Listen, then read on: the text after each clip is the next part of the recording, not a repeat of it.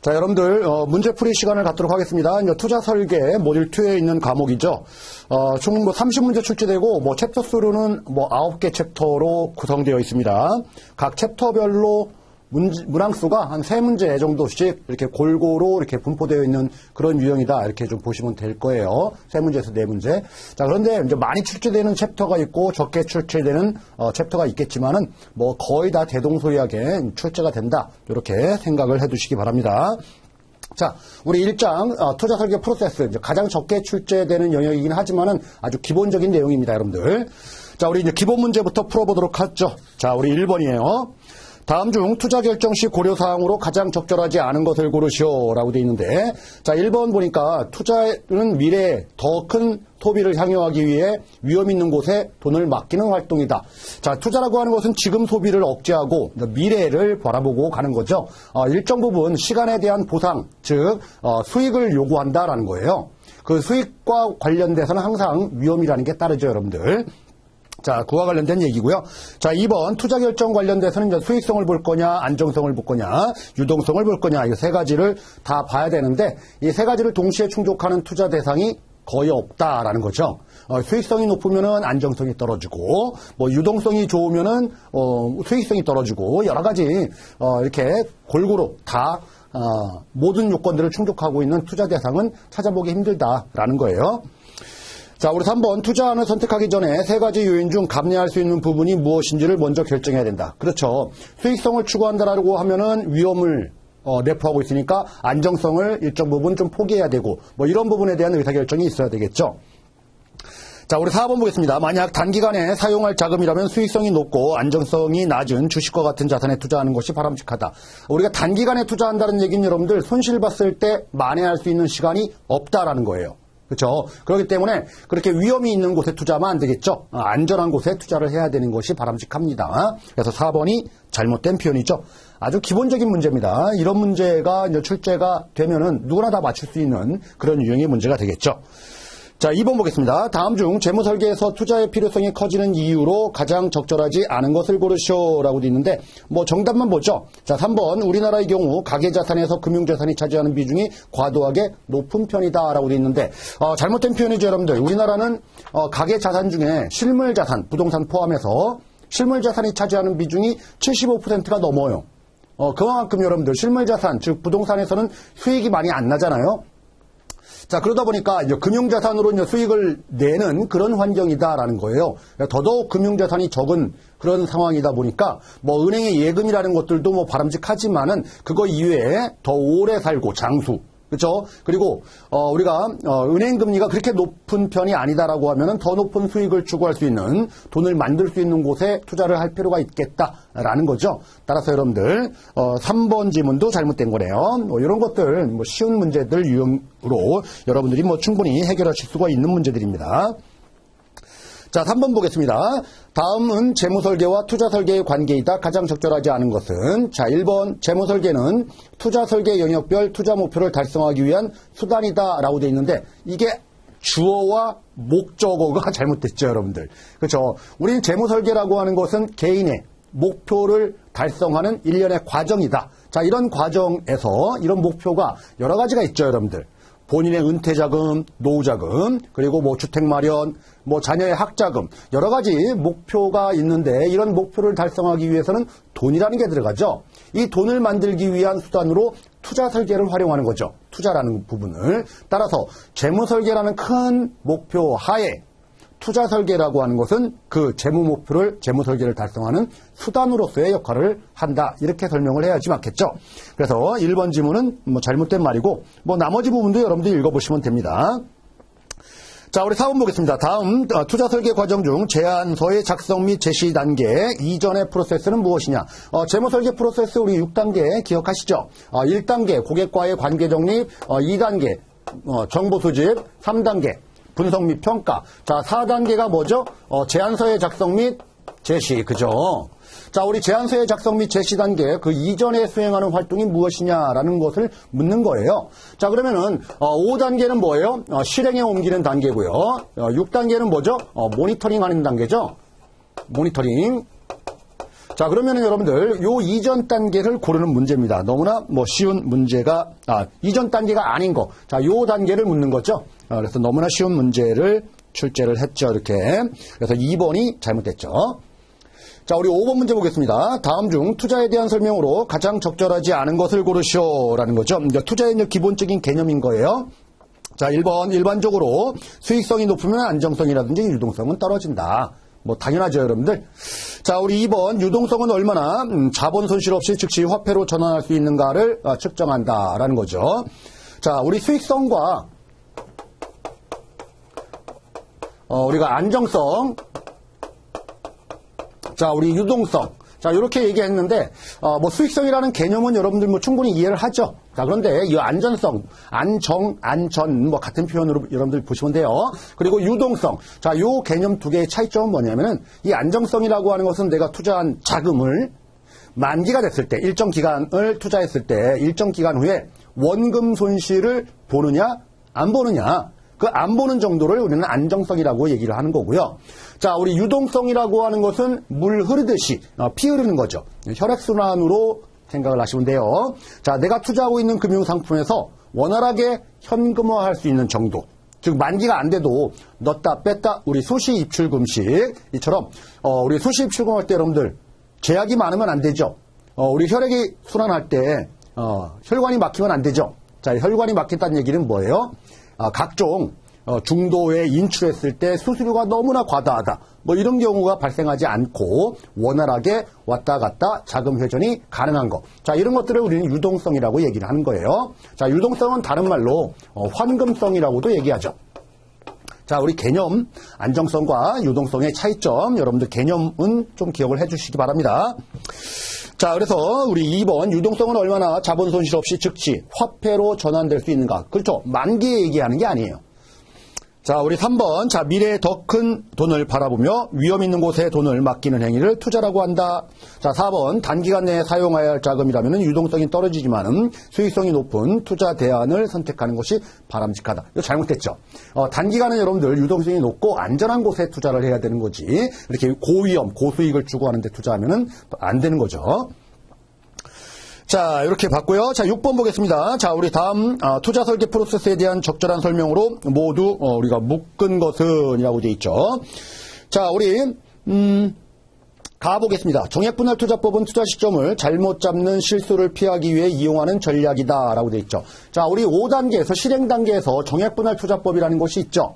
뭐 주식에 투자할 때 여러분들 주가지수가 이렇게 오를 때도 있고 떨어질 때도 있고 언제 그럼 투자를 해야 되느냐라는 거예요. 자, 우리 저점에 투자하는 것이 바람직하고 고점에서는 매도하는 것이 바람직하죠. 자, 그런데 너무 비쌀 때 사면 안 되고 쌀 때 사야 된다. 이거를 잡기가 어렵잖아요. 자, 그러니까 매 기간 동안 똑같은 금액으로 내가 뭐 10만 원이면 10만 원, 100만 원이면 100만 원씩 똑같은 금액으로 계속 투자를 하고 있다라고 하면은 우리가 비쌀 때는 여러분들 매입하는 수량이 적겠죠. 너무 비싸니까. 자, 우리 쌀 때는요. 매입하는 수량이 많겠죠. 그렇죠? 싼 금액이니까. 그러니까 평균적인 매입 단가가 평준화되더라라는 거예요. 이게 바로 정액분할 투자법의 논리죠. 자, 그래서 갑은 맞는 말이고요. 자, 우리 다음 보겠습니다. 위험 수용 성향은 심리적 성향이므로 쉽게 변하는 고객 정보이다. 자, 사람의 성향이라는 것은 여러분들 쉽게 안 변하죠. 그렇죠? 그래서 나번집은 잘못됐네요. 자, 답은 위험 수용 능력이 높다고 해요. 위험 수용 성향이 높아지는 것은 아니다라고 되어 있죠. 자, 우리 성향이라고 하는 거, 이 성향이라고 하는 것은 여러분들 위험에 대한 태도를 얘기를 하는데 위험을 너무 좋아하시는 분들은 위험 선호형, 그렇죠? 선호형. 그리고 위험을 엄청 싫어하시는 분들은 위험 회피형, 회피형. 자, 이렇게 뭐 총 극단적으로 보게 되면 두 가지로 이렇게 나눌 수가 있겠지만은 뭐 세분하면은 뭐 실무에서는 뭐 5가지, 7가지 이렇게 나눕니다. 뭐 중립형도 있고요. 자, 그러면은 위험 수용 요 본 지문에서는 여러분들 위험 수용 능력이 높다고 해서 위험 수용 성향이 높아지는 경향이 있는 것은 아니다라고 되어 있죠. 그 말은 뭐냐면은 이거는 사람에 대한 기본적인 태도예요. 사람의 성격인 거죠. 만약에 위험을 엄청나게 좋아하시는 분들이 있어요. 근데 가지고 계신 재산 상황이 충분히 높다라고 하면은 이거를 커버할 수 있죠. 그렇죠? 고위험 자산에 투자했을 때 이걸 가지고 커버할 수 있는 능력, 이걸 위험 수용 능력이다라고 하는 거예요. 능력. 자, 능력과 성향은 구분됩니다, 여러분들. 그쵸? 자, 우리 이제 부자예요. 엄청 부자이신 분들은 위험을 엄청 싫어하시는 분들도 있고요. 위험을 엄청 좋아하시는 분들도 있습니다. 자, 내가 가지고 있는 능력과 이 사람이 가지고 있는 태도와는 관련성은 없는 거예요.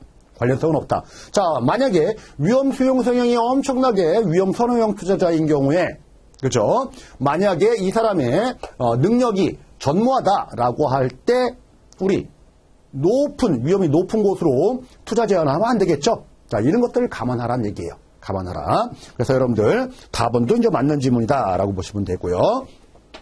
자, 우리 라본 보겠습니다. 투자 지침서는 투자에 대한 목표와 이 목표를 달성하기 위해서 고객과 재무설계사가 함께 지켜야 할 규칙을 문서화한 것이다. 자, 이런 표현이 있죠. 자, 우리 투자 지침서라고 하는 것은 여러분들 우리 1단계부터 3단계까지 쭉 만들어 놓은 것을 가지고 투자 제안을 하는 과정에서, 그렇죠? 어디까지 위험 부담을 누가 지고 책임 한계를 설정하고 어떻게 투자를 할 것이고 무슨 상황이 변했을 때는 이 가이드에 맞게 투자해야 된다라는 이 지침서예요. 서로 간에 만든 문서, 규약, 약속을 문서화한 거죠. 이 지침서를 토대로 해서 투자를 하는 거고, 그렇죠? 이 지침서에 위배되면 안 되겠죠. 위배되면 책임 한계를 벗어나는 거니까. 아셨죠? 그리고 이 지침서에서는 당신이 투자했을 때 투자 수익이 잘 나왔다, 못 나왔다의 그 판단, 평가 근거도 이 지침서에 다 있습니다. 예를 들어서 코스피 200 지수를 우리는 기준으로 잡고 수익을 잘 냈는지 못 냈는지 서로 사후에 우리 평가하자. 뭐 이런 것들을 지침서로 문서화한 거죠. 이게 바로 투자 지침서다라는 거예요. 그래서 라번도 맞는 설명을 하고 있네요. 자, 이렇게 여러분들 문제가 이렇게 평이한 수준의 문제들이 좀 많이 있습니다. 자, 우리 7번 보겠습니다. 자, 투자 설계 프로세스 중 고객과의 관계 정립 단계에서 해야 할 내용으로 적절하지 않은 것은 고객과의 관계 정립 1단계에서 해야 될 내용이 아닌 것을 고르는 문제죠. 자, 우리 정답은 뭐죠? 자, 우리 4번 보겠습니다. 재무설계사는 고객 의사를 최대한 존중해야 하므로 무리한 고객 요구에 대해서도 이를 충족시킬 방안을 찾아야만 한다. 이건 말도 안 되죠, 여러분들. 그죠? 합리적으로 우리 재무설계를 수행해 나가야 되는 거지, 뭐 고객이 뜬금없는 얘기를 한다라고 하는 거죠. 이런 얘기까지 다 수용할 필요는 없는 겁니다. 자, 우리 8번 투자 설계에 위한 정보 수집 관련해서 가장 적절하지 않은 것은 우리 2단계 문제네요. 정보 수집과 관련된 문제입니다. 자, 우리 1번 수집된 정보는 반드시 비밀 유지, 정보 비밀 보안 맞는 말이고요. 정량적, 정성적 정보를 충분히 수집해야 된다. 2번도 맞고요. 자, 3번 목표 간의 우선순위를 정하는 것은 고객의 몫이므로 재무설계사가 관여해서는 안 된다. 자, 우리 고객의 목표가 여러분들 하나가 아니죠. 그렇죠? 뭐 은퇴 또는 사업자금 마련, 주택자금 마련, 뭐 자녀 교육자금 마련, 여러 가지 우리가 보험, 뭐 여러 가지 목표들이 많아요. 이 중에서 가지고 있는 재산은 돈은 별로 없는데, 그러면 어떤 것을 우선적으로 결정을 할 것이냐라는 우선순위를 결정하고 이 목표를 이제 세팅하는 과정인 거죠. 고객 스스로 못하는 경우가 많이 있을 수 있다는 얘기죠. 자, 이럴 경우에는 여러분들 재무설계사는 시장의 객관적인 자료들을 토대로 자, 이렇게 가이드를 잡는 것이 일반적인 가이드입니다라는 것들을 좀 보여줄 필요가 있는 거죠. 그러면 고객은 그런 객관적인 데이터를 토대로 해서 본인 스스로 맞는 목표를 우선순위를 결정하고 이렇게 설정하고 이렇게 정리하는 작업이 필요한 거지, 우리 재무설계사가 아무런 관여를 하지 않는다, 이 말 자체가 잘못됐죠. 여러분들 우리 모듈 1에서 재무설계 개론을 공부하신 분들이라고 하면은 뭐 이런 문제들은 쉽게 다 확인을 하실 수가 있는 문제로 보여집니다. 자, 우리 9번 보겠습니다. 자, 투자 설계를 위한 분석 및 평가 과정에서 이루어지는 내용으로 적절하지 않은 것은, 분석 평가는 여러분들 우리 3단계 과정이죠. 3단계. 자, 우리 3단계 과정에서 이루어지는 것이 아닌 것은, 자, 우리 이제 2번이에요. 투자 기간을 파악하고 목표 수익률 계산. 3번 위험 수용 태도, 그쵸, 위험 수용 성향에 대한 정보를 수집했으면 이거에 대한 분석이 좀 있어야 되겠죠. 이 사람이 충분한 능력이 있느냐 없느냐를, 그쵸, 위험 수용 능력이 있느냐 없느냐를 판가름해야 되는 겁니다. 자, 우리 1번 자산 배분이라고 하는 것은 뭐예요? 포트폴리오죠. 어디에 이렇게 분배를 할 것이냐. 이거는 뭐예요? 전략 수립하는 거죠. 제안 단계입니다. 4단계에서 이루어지는 내용인 거죠. 자, 우리 10번. 자, 위험 수용 성향과 위험 수용 능력 분석에 대한 설명으로 적절하지 않은 것을 고르시오라는 문제입니다. 자, 1번. 일반적으로 위험 수용 능력이 높으면 위험 수용 성향도 높아진다라고 되어 있는데 우리 앞에서 문제 봤죠? 자, 우리 위험 수용 성향과 위험 수용 능력과는 관련이 없어요. 관련이 없어요. 이게 높다라고 해서 이게 높고 이게 낮다라고 해서 이게 낮고 그런 건 아닙니다, 여러분들. 사람에 대한 태도. 나는 재산이 없어도 위험을 엄청나게 좋아하시는 분들도 있습니다. 그래서 이런 것들에 대해서 우리 현혹된 지문이라고 하죠. 자, 이런 지문 속지 않도록만 좀 유의하시면 되겠다라는 거예요. 자, 나머지 지문들 여러분들 읽어보시면 돼요. 자, 우리 11번 보겠습니다. 자, 투자 설계 제안서 작성 과정과 관련해서 적절하지 않은 것은 우리 제안서 작성 우리 4단계죠.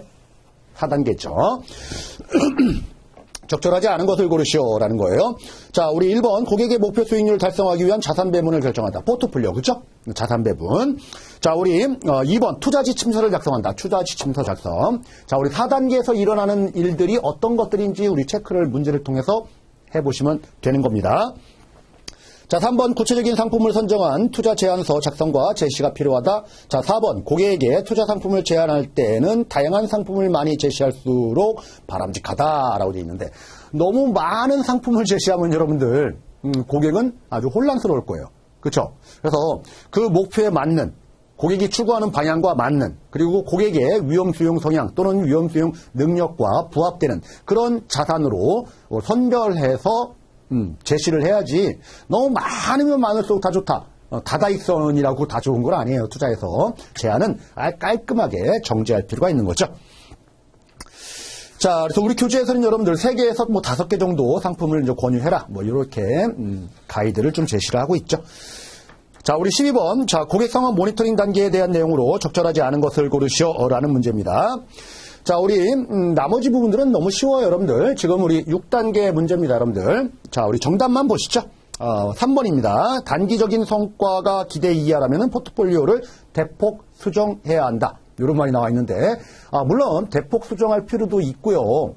단기간에 우리 적자를 볼 수도 있는 거죠. 마이너스 수익. 자, 그렇다고 마이너스 날 때마다 계속 대폭 수정하면은 이거는 바람직한 투자가 아니죠, 여러분들. 그래서 투자라고 하는 것은 일정 기간, 장기를 바라보고 지속적으로 운용을 해야 되는 건데 이거를 시시각각 계속 바꾼다라고 하면은 뭔가 가이드가 없다는 얘기예요. 그렇죠?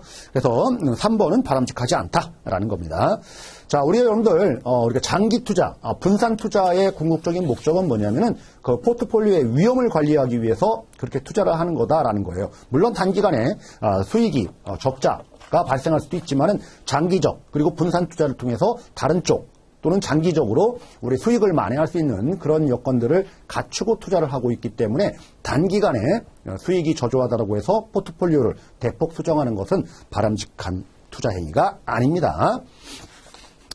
자, 우리 심화 문제 보도록 하죠. 자, 1번. 자, 우리 투자 결정 시 고려사항 관련돼서 투자한 금액과 회수되는 금액의 편차가 심하지 않는가를 측정하는 것은 뭐냐. 자, 내가 투자 1억 원 했어요. 나중에 만기가 돼서 회수했는데 우리가 9천만 원을 회수했어요. 손실 봤죠? 그렇죠? 원금 손실. 이런 정도를 뭐라고 하느냐라는 거예요. 안정성, 안전성 뭐 이렇게 얘기한다는 얘기죠. 자, 우리 2번 문제는 뭐 생략하도록 하겠습니다, 여러분들. 프로세스 묻는 문제죠. 1단계부터 우리 6단계까지 본 지문은 이 중에서 4가지만 선별해가지고 나왔죠, 여러분들. 아주 쉬운 문제입니다. 자, 우리 3번. 다음 중 높은 위험을 가진 금융상품에 적합한 고객은 뭐냐라는 거죠. 아주 위험이 높아요. 그런 사람들이라고 하면은 위험 수용 성향이 아주 위험 선호형. 이런 사람들하고, 그죠? 이런 사람들의 능력이 좀 좋으신 분들, 자, 이런 분들한테 좀 바람직해 보이죠? 그렇죠? 이런 것들을 이제 고르는 문제가 바로 3번 문제입니다. 그래서, 우리, 다음 중 높은 위험을 가진 금융상품에 적합한 고객을 관련돼서 위험 수용 성향이 높고 위험 수용 능력도 높은 고객에게 바람직하다라는 거죠. 자, 우리 4번 보겠습니다. 다음 중 목표 수익률을 계산할 때 사전에 고려할 사항으로 가장 적절하지 않은 것은, 자, 고객이 추구하는 목표 수익률이라는 게 있잖아요. 자, 이런 목표 수익률과 관련된 지문화한 겁니다. 자, 이거 투자 기간, 그리고 이 사람이 위험에 대한 어느 정도 태도를 가지고 있는지, 그리고 이 사람이 가지고 있는 가용자산이 얼마인지, 자, 이런 걸 가지고 목표 수익률을 결정을 하는 거지. 자, 우리 2번 보죠. 자산 배분의 비중. 자, 자산 배분의 비중은 여러분들 목표 수익률을 설정하면은 그 목표 수익률에 맞도록 포트폴리오를 구성하면 되는 거예요. 그래서 2번이 잘못됐죠. 자, 우리 학자들의 연구 5번입니다. 연구에 따르면 투자 수익률 결정에 가장 큰 영향을 주는 요인은 무엇이냐라고 돼 있는데, 자, 우리 어쨌든 간에 나중 최종적으로 수익률이 몇 프로 정도 나올 것이냐라는 건데, 자, 수익률에 가장 큰 영향을 미치는 요인이 무엇이냐라는 게 연구를 했다라는 거죠. 자, 연구를 하면 여러분들 뭐예요? 일단은 투자할 때는 여러분들 포트폴리오를 자산 배분을 하죠. 그리고 자산 배분, 우리 주식의 40%, 채권의 20%, 뭐 부동산의 뭐 20%, 뭐 이런 식으로 포트폴리오를 분배를 하잖아요. 자, 분배한 다음에 주식은 어떤 종목을 선택할 것인지 이런 종목 선정, 그리고 언제 내가 주식을 사야 되는지, 쌀 때 사는 게 좋겠죠. 타이밍을 잡는 거죠. 타이밍.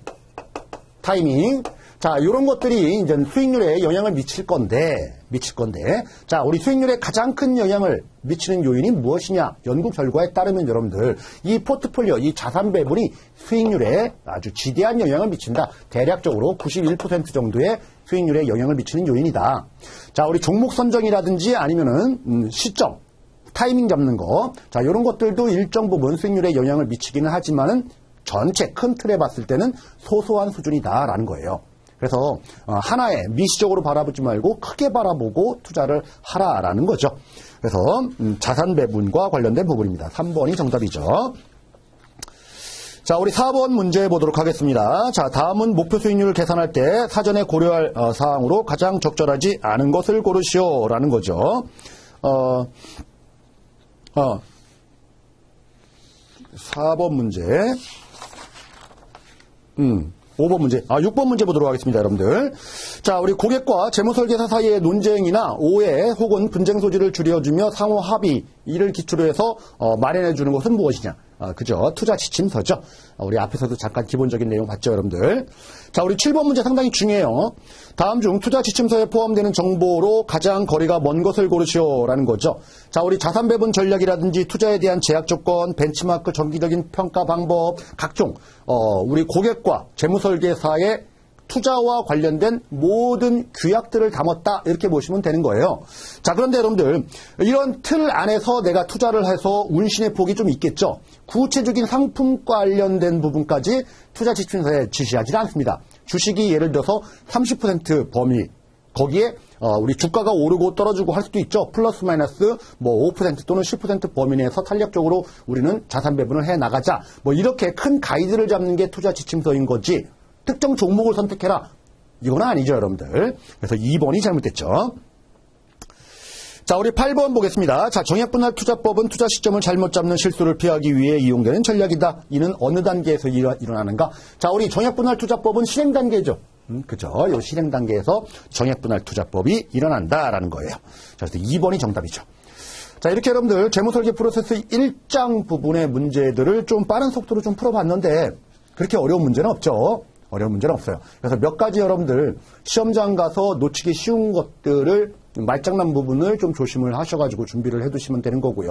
우리 1장에서 여러분들 좀 주의 깊게 보셔야 될 부분들은 뭐냐면은 우리 프로세스 단계 정도는 기본적으로 아셔야 되고요. 그리고 좀 전에 봤듯이 위험 수용 성향과 위험 수용 능력과 관련된 부분들도 좀 체크 정도 해두실 필요가 있는 거고요. 자, 마지막으로 우리 우리 제안 단계에서 작성하는 게 뭐라고 했죠? 투자 지침서. 이 투자 지침서에는 어떤 부분을 포함시켜서 작성하는 문서인가? 자, 이런 것들이 여러분들 시험 문제에 주로 출제되는 영역이다라고 보시면 될 거예요. 자, 우리 2장 경제환경, 요거는 단락이 좀 바뀌었기 때문에 잠깐 쉬었다가 다음 시간에 또 추가적으로 진행하겠습니다.